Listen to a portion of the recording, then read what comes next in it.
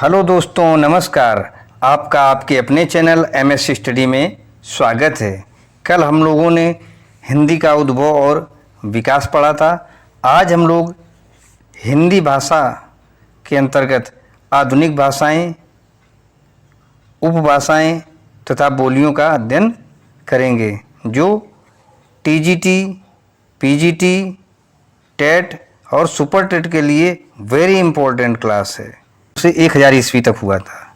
इस भाषा को हमने बताया था अवट, अवहत, देश भाषा, देसी भाषा आदि नामों से पुकारते हैं। अपभ्रंश का शाब्दिक अर्थ जैसा कि कल बताया था, बिगड़ा हुआ या गिरा हुआ है ना।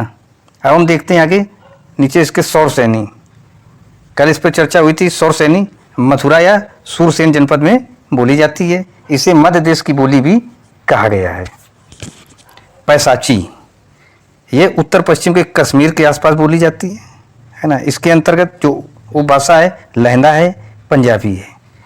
ब्राह्मण अपभ्रंश की भाषा है क्या, सिंधी।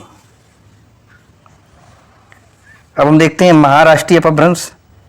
ये इसका मूल स्थान महाराष्ट्र था, यहाँ पर मराठी बोली जाती है। अब बात आती है मागधी। मागधी अपभ्रंश ये मगध के आसपास की प्रचलित भाषा है। इसमें बिहारी, बांग्ला, उड़िया, असमिया आदि उपभाषाएं बोली जाती हैं। अर्धमागधी है ना, ये मागधी और सौरसैनी के बीच के क्षेत्र की बोली जाने वाली भाषा है।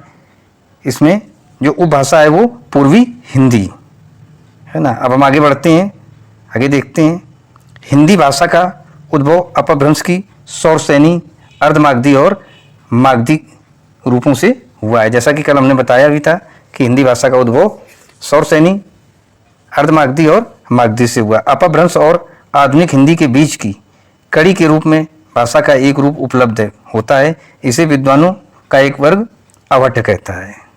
यानी अपभ्रंश को विद्वानों का एक रूप अवट भी कहता है। अब हम आगे देखते हैं विद्यापति रचित कीर्तिलता में अवट के दर्शन होते हैं। जैसे उन्होंने एक पंक्ति है कीर्तिलता की जो कही है, देसिल बैना सब जग मिठा।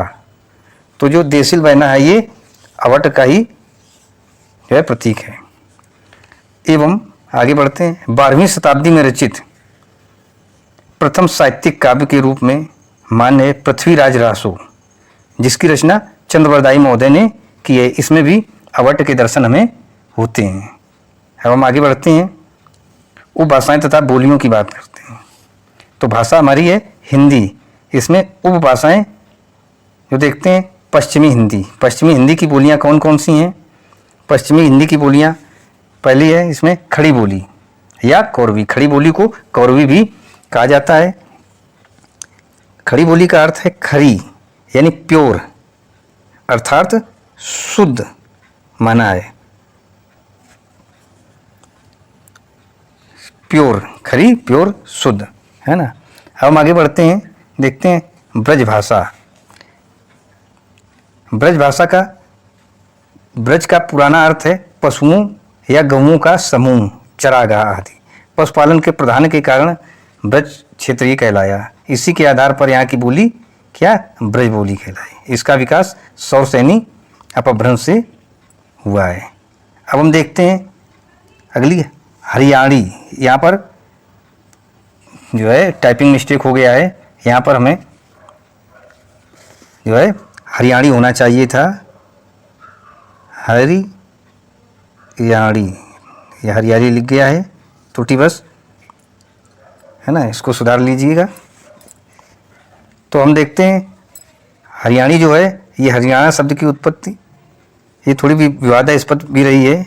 कुछ लोग हरि प्लस यान यानी कृष्ण के यान की बात करते हैं है ना।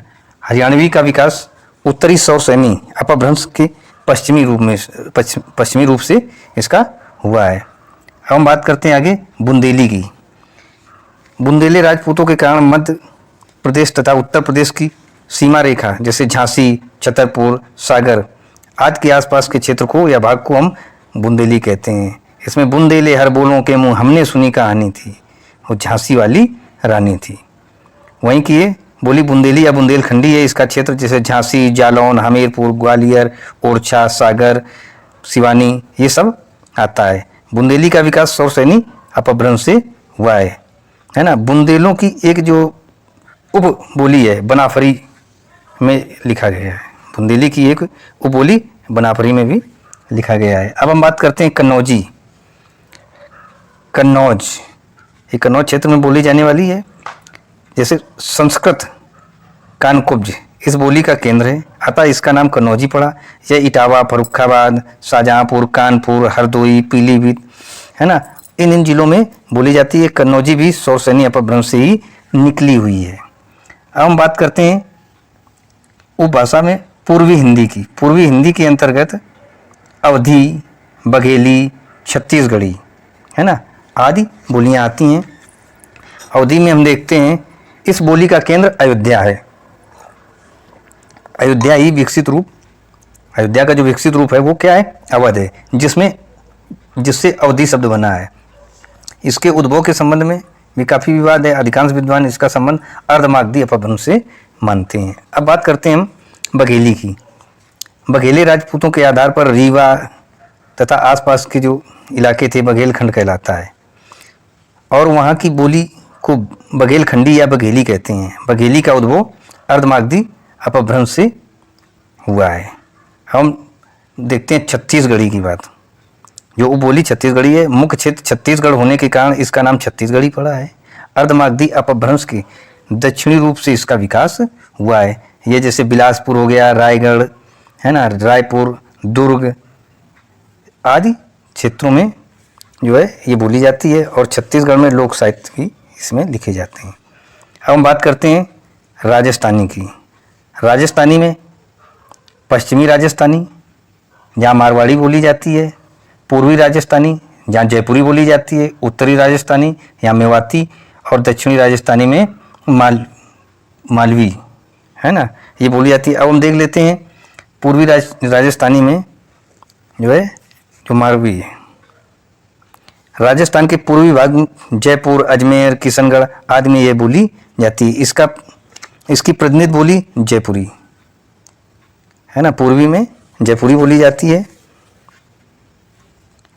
जिसका केंद्र जयपुर, इसको हम जयपुरी या ढूंढाड़ी भी कहते हैं।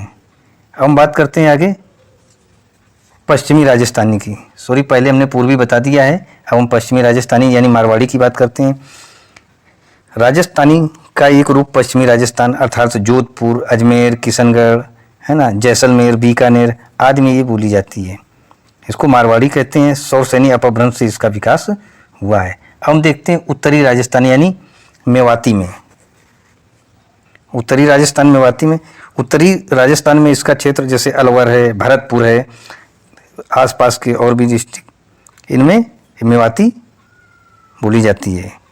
हम बात करते हैं दक्षिणी राजस्थानी की। इसमें इंदौर, उज्जैन, देवास, रतलाम, भोपाल, होशंगाबाद तथा इसके आसपास का क्षेत्र आता है। इसकी प्रतिनिधि बोली मालवी है, जिसका मुख्य क्षेत्र मालवा यानी सौरसैनी अपभ्रंश से विकसित। इस बोली में कुछ जो है साहित्य, पर्याप्त लोक साहित्य भी लिखे गए हैं। हम बात करते हैं पहाड़ी। पहाड़ी की जो बोलियां हैं, पश्चिमी पहाड़ी, मध्यवर्ती पहाड़ी। इसमें हम देखते हैं कुमाऊनी, गढ़वाली है ना। अब पश्चिमी पहाड़ी की जब बात आती तो इसमें सिरमौर, शिमला मंडी, चंबा इसके आसपास का क्षेत्र है। सौरसैनी अपभ्रंश से ये बोली विकसित हुई है। अब हम बात करते हैं मध्यवर्ती पहाड़ी की। सौरसैनी अपभ्रंश से ये विकसित हुई है। ये गढ़वाल, कुमायूं के आसपास के कुछ क्षेत्रों में बोली जाती है। वस्तुतः ये गढ़वाली और कुमायूनी इन दो बोलियों का सामूहिक नाम है। इन बोलियों में लोक साहित्य तो पर्याप्त मात्रा में है, साथ ही कुछ परिनिष्ठित साहित्य भी इसमें लिखे गए हैं। अब हम बात करते हैं बिहारी।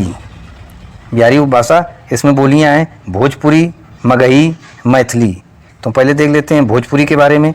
बिहार के शाहाबाद जिले के भोजपुर गांव के नाम से इसका नाम पड़ा हुआ है ना। यहाँ की बोली भोजपुरी है।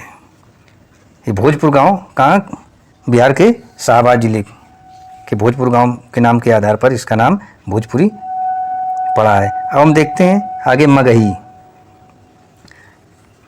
संस्कृत मगध के विकसित शब्द मगा पर इसका नाम आधारित है। मागधी अपभ्रंश से विकसित है। ये बोली पटना, गया, हजारीबाग, मुंगेर, भागलपुर आदि क्षेत्र में बोली जाती है। इसमें लोक साहित्य काफ़ी कुछ मिलता है और जो है ललित साहित्य भी मिलता है इसमें। अब बात करते हैं हम मैथिली की।